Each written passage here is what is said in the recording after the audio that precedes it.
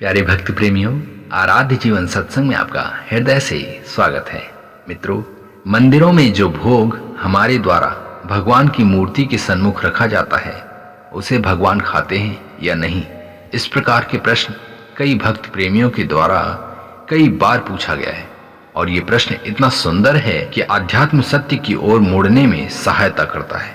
किंतु मूर्ख लोग इस प्रश्न का उत्तर अंधविश्वासी रूप से देकर और भ्रम में डाल देते हैं तथा कभी इस प्रश्न को न पूछा जाए ऐसा जवाब बना देते हैं। मित्रों, इस प्रश्न का उत्तर सद्गुरुदेव बहुत प्यारी सुंदर साखी में कहते हैं। भोग थार धरिता के सन्मुख घंटा नाद बजावे, भोजन कौन करे बिन चेतन उल्टा ही आप ही खावे।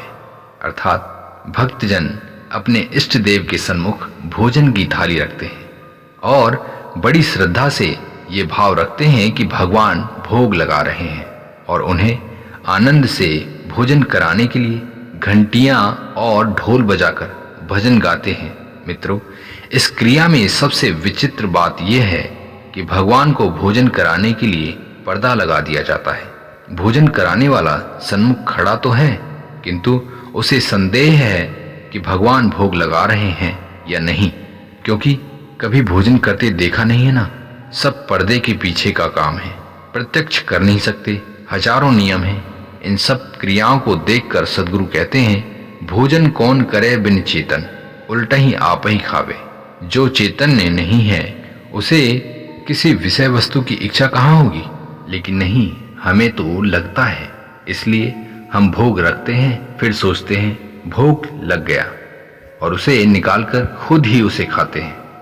मित्रों, भगवान के सामने रखने की आवश्यकता नहीं है, उसे खिलाने की आवश्यकता है, तभी तो भोजन करेंगे। कभी अपने ऊपर बैठी मक्खी भी हटा नहीं सकती।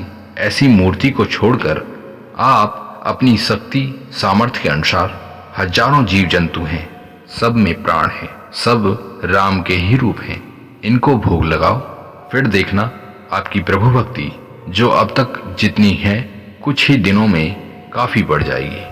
परमात्मा को भोग लगाना सीखना पड़ेगा, तभी भगवान भोजन करेंगे।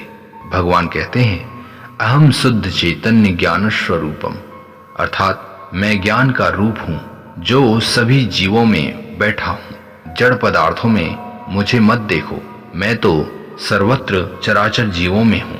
अपनी भक्ति को बढ़ाना चाहते हो तो मेरी सेवा करो। मैं तुम्हारे सामने हजारों बार आता रहता हूँ, किंतु अज्ञान के कारण तुम मुझे देख नहीं पाते। मैं जीव हूँ, मेरा दर्शन करना चाहते हो तो चेतन जीवों पर दया रखकर सेवा करना प्रारंभ करो। प्यारे मित्रों, सद्गुरुदेव की वाणी इतनी सरल है कि एक नादान व्यक्ति भी समझ जाए। उनकी इस निर्मल वाणी का ही खेल है कि कठिन से कठिन भक्ति में सरलता से प्रेम बढ़ जाता है। मित्रों, आपको ये वाणी कैसी लगी? कृपया कमेंट जरूर करें और भी ऐसे ही आध्यात्मिक ज्ञान के लिए अपने आराध्य जीवन सत्संग से जुड़े रहें। मिलते हैं और एक प्रभावी ज्ञान में। तब तक के लिए हमें आज्ञा दें। स्वस्थ रहें, मस्त रहें और हमेशा गुरुदेव भगवान की सेवा करते रहें। इसी के साथ नमस्कार, धन्यवाद, जय हिंद, वंदे मातरम।